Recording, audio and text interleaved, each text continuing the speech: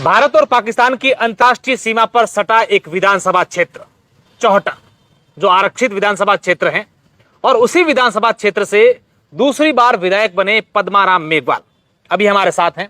पद्माराम मेघवाल से कई सारी बातें जानेंगे। आप कांग्रेस पार्टी से आते हैं और हाल ही में कांग्रेस पार्टी में कई जो नेता हैं उनको पार्टी ने, आला कमान ने दायित्व भी सौंपे हैं, उनको लेकर भी बात करेंगे। कुछ प्रकार की सियासी बातें भी इनके विधानसभा क्षेत्र से आती हैं, उनको लेकर भी बात करेंगे। इनके क्षेत्र के विकास को लेकर भी बात करेंगे और इनके क्षेत्र में हाल ही में क्या कमियां हैं, क्या जरूरत है, उनको लेकर भी बात करेंगे।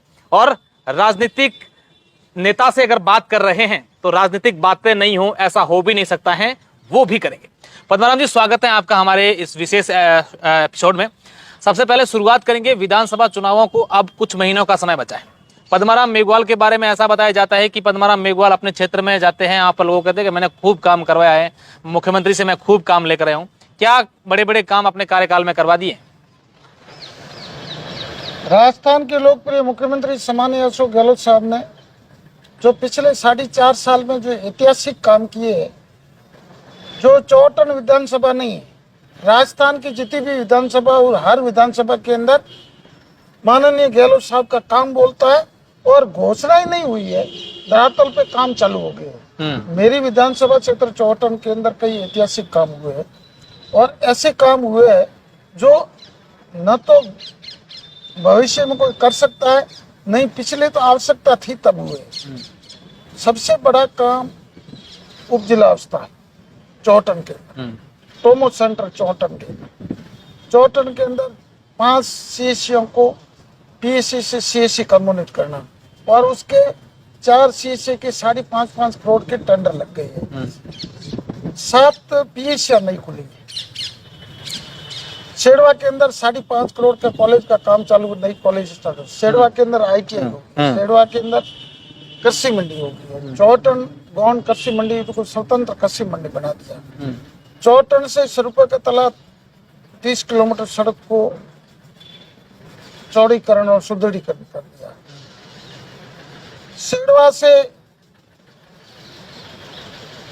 कोट तिलान सड़क सेक्शन कर दिए चौड़ीकरण की, जो 18 फीट की। ये मूलभूत सुविधाएं थी। सड़क की बात करें, चिकित्सा की बात करें, या फिर आप शिक्षा की बात करें, चाहे कॉलेज की बात करें, चौहटन को आज क्या जरूरत है? सबसे बड़ी किस चीज की कमी है चौहटन को? कहीं ना कहीं पद्माराम को भी लगता है कि ये अगर चौहटन में हो जाए। देखो, चौहटन के अंदर सबसे बड़ी समस्या थी कि चौहटन पहाड़ के अंदर बसा हुआ है, और पहाड़ का पूरा पानी आबादी के अंदर आ रहा था, और लोगों को समस्या थी।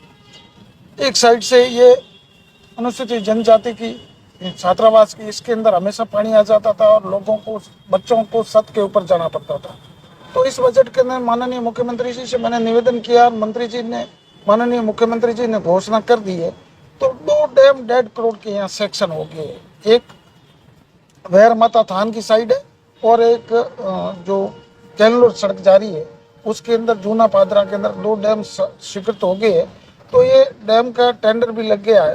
चौहटन के लोगों के, बच्चों की आज माननीय मुख्यमंत्री जी फिट राजस्थान की भावना में रख के काम करते हैं, और ओलंपिक ग्रामीण ओलंपिक खेलों का आयोजन हुआ, और शानदार आयोजन हुआ, और जनता के अंदर एक बहुत बड़ा उत्साह मिला, और जनता की भावना थी कि आज जो इस जो खान पान की बात करूं, वातावरण की बात करूं, और जो दूषित वातावरण हो रहा है, आज जो पर्यावरण के अंदर का तरह तरह की जो कमियां आ रही है, उसको दूर करने के लिए माननीय मुख्यमंत्री जी ने जो ओलंपिक खेलकूद की भावना की, और पूरे ग्रामीण क्षेत्र के सभी लोग आगे बढ़कर उन्होंने काम किया। इस भावना को आगे बढ़ाते हुए चौहटन के अंदर 1.5 करोड़ का स्टेडियम की घोषणा हुई। हमारी सबसे बड़ी मांग थी पानी की बात करो। पानी के लिए माननीय मुख्यमंत्री जी ने 322 ट्यूबवेल और 300 आरा सेक्शन कर दिया, उसके काम चालू हो गया है। नर्मदा नहर का बहुत बड़ा प्रोजेक्ट है 2000 करोड़ का, वो सेक्शन हो गया है, और अभी जो प्रक्रिया में चल रहा। हमारी डिमांड ये सबसे बड़ी थी कि नर्मदा का पानी सिंचाई के रूप में आए, और चौहटन विधानसभा के अंदर जो हमारा शेरवा और फागलिया पंचायत समिति है, वहाँ के गांव इन सिंचाई क्षेत्र से जुड़ सकते हैं, परंतु वो मैंने काफ़ी समय से मेरी एक मांग है, उसकी अभी तक सफलता नहीं हुई। दूसरी मेरी बड़ी मांग थी कि बाकासर क्षेत्र के अंदर कच्छ का रण है और वो बाकासर क्षेत्र में आता है, उस रण के अंदर नमक उद्योग लगाया जाए। यदि नमक उद्योग लग जाएगा तो वहाँ के लोगों को रोजगार के लिए प्लान करने की जरूरत नहीं है और सरकार को कई बहुत सारी बाकासर में नमक उद्योग की बातें साहब कब से चल रही है? क्या आप पद्माराम मेघवाल ने इसको लेकर सरकार से बात की है कि वहाँ मैंने पहले भी सरकार से बात की, जो 2008 से 13 के अंदर था, उस समय भी मैंने बात की और अभी भी बात की, परंतु उसके अंदर सबसे ज्यादा समस्या ये आ रही है कि नजदीक कोई रेल लाइन नहीं है। रेल लाइन नहीं होने के कारण उसकी उत्पादन और कॉस्ट आती है, उससे ज्यादा खर्चा आ रहा है। इस कारण से ये नहीं हो रहा है। और अभी माननीय मुख्यमंत्री जी ने और माननीय उद्योग मंत्री जी ने घोषणा कर दी है कि यहाँ आवंटित हो जाए प्लॉट और लोग निजी क्षेत्र के अंदर इसका काम चालू करें, तो ये नावा के वगैरह वहाँ के जो उद्योग करने वाले जो कई उद्योगपति वहाँ आए थे, देख के गए। आने वाले समय के अंदर ये नमक उद्योग वहाँ लगेगा और बाकासर बेल्ट का जो बारोवाला और बलगांव के अंदर जो हजारों बीघा जमीन पड़ी है, उसका जो नमक है, उसकी क्वालिटी है, ऐसी कहीं भारत में नहीं है। मेरे को विश्वास है कि आने वाले समय के अंदर मेरी विधानसभा एक बहुत अच्छी उन्नति की ओर। चलो नेताजी, आपके विकास कार्यों की और आपने बताया कि इसमें अभी और भी हमारे इस क्षेत्र में काम की जरूरत है, ये तो बातें हो गई। अब बताएं कि विधानसभा चुनाव नजदीक हैं, पद्माराम जी मेघवाल किस तरीके से तैयारी कर रहे हैं? क्या आला कमान से एक मिल गया कि भाई हाँ आप तैयारी कीजिए, टिकट आपको मिलने वाली है और अब जनता के बीच चाहिए? बिल्कुल, जनता का आशीर्वाद है और पार्टी हाईकमान का आशीर्वाद है। हम हमेशा जनता के बीच में रहे और जनता के बीच में जाते, जनता के सुख दुख में भागीदारी बनते हैं। जो भी कोई भी समस्या हो, कैसी भी गंभीर समस्या हो, हमारे चौहटन के अंदर एक प्रेम, सद्भाव और भाईचारे का वातावरण रहा है और हमेशा रहेगा। एक मोहब्बत के साथ चौहटन विधानसभा की उन्नति कैसे हो, चौहटन विधानसभा के हर गांव के अंदर शिक्षा की अलग कैसे जगह है, तो माननीय मुख्यमंत्री जी ने अभी इस काल के अंदर 68 सीनियर सेकेंडरी स्कूल की है और 53 जो प्राइमरी से मिडिल की है और अभी घोषणा करके गए हैं। तो शिक्षा की मूल धारा में जोड़ने के लिए माननीय मुख्यमंत्री जी ने बहुत कोशिश की है और दिल खोल के स्कूलों भी खोली है, कॉलेजें भी खोली है। मेरी एक डिमांड थी जो पीछे रह गया, मैं चौहटन के अंदर एक कन्या विश्वविद्यालय मेरे को खोलना था, मांग की थी, परंतु मापदंड नहीं पहुंच सके, किस कारण से रह गया। तो हमारे यहाँ चौहटन के अंदर मॉडल स्कूल है, गर्ल स्कूल है और दूसरी प्राइवेट भी कई स्कूल है। इस कारण से बच्चों की कॉलेज हो जाए तो हमारे लिए बहुत अच्छा काम होगा। बाकी जो आज लोक कल्याणकारी योजना कई बार है, कई घोषणा है, जो बिजली के बिल माफ करना एक बहुत बड़ी सौगात है और हमारा क्षेत्र बहुत बड़ा डबल क्रॉप है। अभी हम सावा के अंदर 220 का जीएसएस सेक्शन हो गया, टेंडर भी लग गया, काम चालू हो गया। 132 जीएसएस की वोल्टेज की कमी थी तो वो भी हो गया। किसान कहते हैं कि बिजली तो फ्री कर दी है, जीएसएस लगा रहे हैं, लेकिन लाइटें नहीं मिलती है, हमें जब जरूरत होती है तब। देखो, ये टेक्निकल चीज है। बिजली पैदा करना राजस्थान पूरे भारत के अंदर अव्वल में, परंतु कोयला देना ये सेंट्रल गवर्नमेंट का काम है और सेंट्रल गवर्नमेंट ने जब से मोदी जी की सरकार आई है, राजस्थान के प्रति सौतेला व्यवहार किया है। जो भी प्रोजेक्ट की बात करो तो आप बीएडीपी की बात करो, बीआरजीएफ की बात करो, एंट्राइड फंड की बात, ये सब इसके में जो ग्रामीण क्षेत्र में विकास के लिए योगदान देने वाली थी और एक संजीवनी थी, इन सबको बंद कर दिया। तो उनकी भावना है, वो हमेशा कभी कोयला के अंदर अटकाते हैं, कोयला नहीं देते, कोयला नहीं आएगा, बिजली की कमी होगी। परंतु राजस्थान के लोकप्रिय मुख्यमंत्री जी ने जो मैनेजमेंट किया है, किसी भी सीजन के अंदर कोई चीज का कमी नहीं आने दी, समय पर किसानों को 6 घंटा बिजली दी है और क्वालिटी की दी है। ऐसी कोई बात, अब छोटी मोटी चीज तो होती रहती है।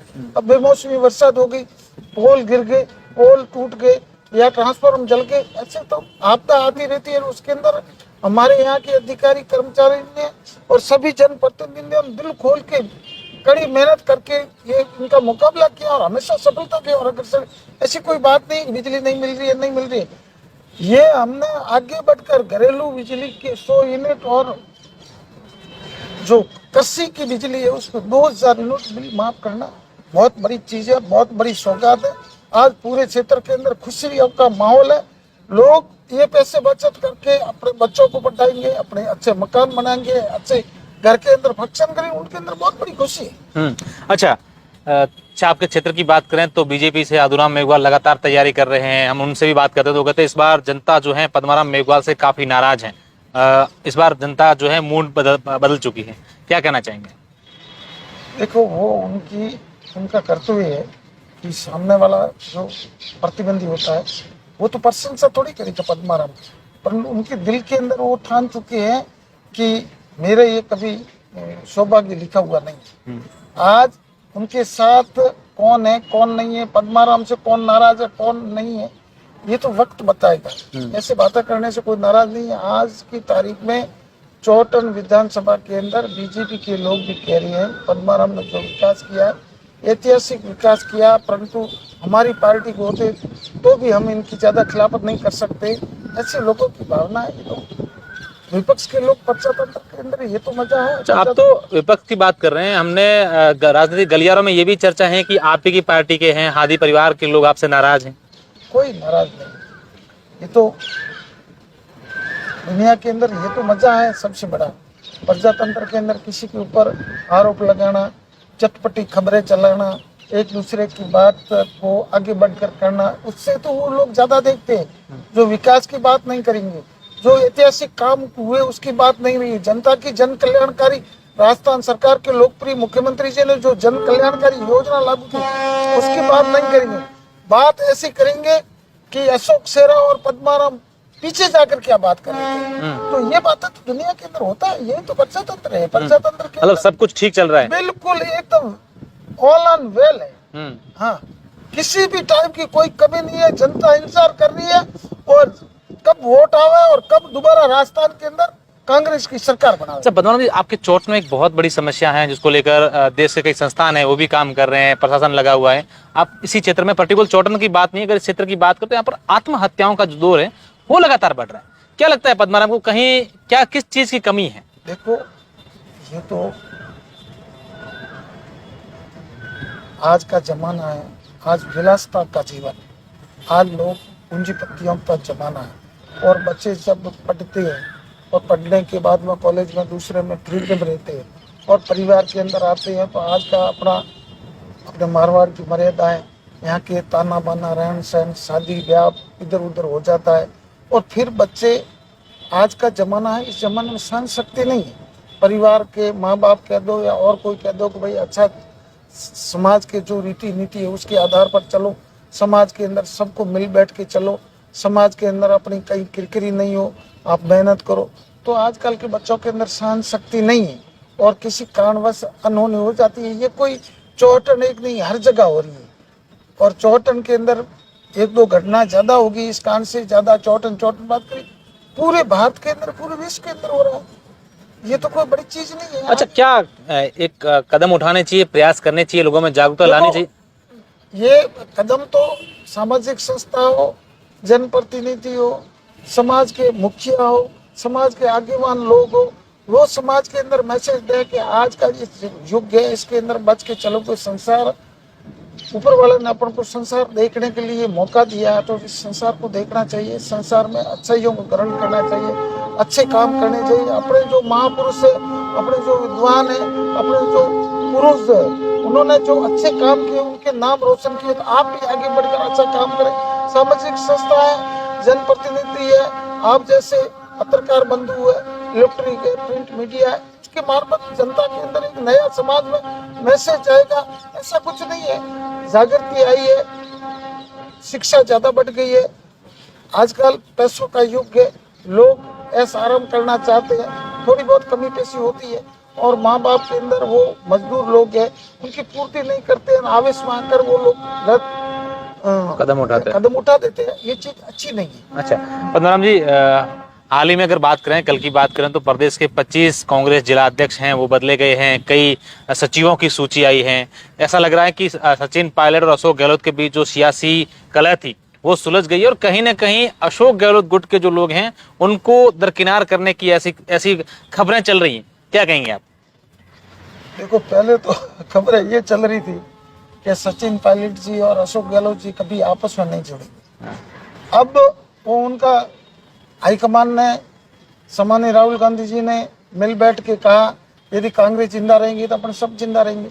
कांग्रेस जिंदा रहेंगे और कांग्रेस को कमजोर करने का अपन काम करेंगे। इस देश को बचाना है, इस देश के संविधान को बचाना है, महंगाई और बेरोजगारी को भगाना है और देश के अंदर अशांति और एक दूसरे को भ्रांति पैदा करके लड़ाने का जो वातावरण है उसको भगाने के लिए कांग्रेस को एकजुट होना पड़ेगा और एक मैदान में आकर और हमारे सभी सम्मानीय नेता मिलजुल कर इस विषम परिस्थितियों के अंदर देश की जो आज जो स्थिति है, आज की तारीख के अंदर ऐसा वातावरण जब अंग्रेजों का राज था उस समय भी इतना लोगों को खौफ नहीं था। आज हर आदमी दबा हुआ है। यदि पत्रकार कोई थोड़ी सी कर दे तो शाम को उसकी रेड पड़ जाती है।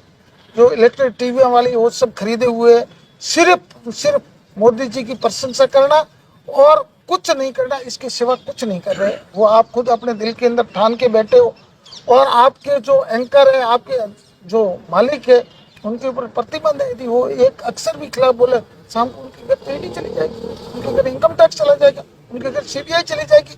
देश के अंदर ऐसे कई राज्य हैं जहां जनता ने तो बहुमत और किसी को दिया और धन बल के कारण सामने वाले के ऊपर झूठा आरोप लगाकर उसको जेल में दबाकर साथ में रख के जांच कर रहे थे। ताना सही रवैया, इसका मुकाबला करने के लिए हमारी कांग्रेस एकजुट है और मिलजुट के मुकाबला करेंगे। 2023 जीतेंगे और 2024 के अंदर भी जीत के इस देश को बचाएंगे, देश के संविधान को बचाएंगे, देश के गरीब, मजदूर, दलित, अल्पसंख्यक सभी का सम्मान करने की हम पूरी कोशिश करेंगे। निश्चित रूप से पद्माराम मेघवाल है जिनका आप जोश देखिए किस तरीके से बात कर रहे हैं और उनको लग रहा है कि इस बार जो है जनता इनके साथ है। अब देखने वाली बात होगी, कुछ महीने ही बाकी हैं, लेकिन पद्माराम मेघवाल का साफ तौर पर कहना है कि कांग्रेस का हमारा जो आला कमान है, हम सब लोग एकजुट हैं।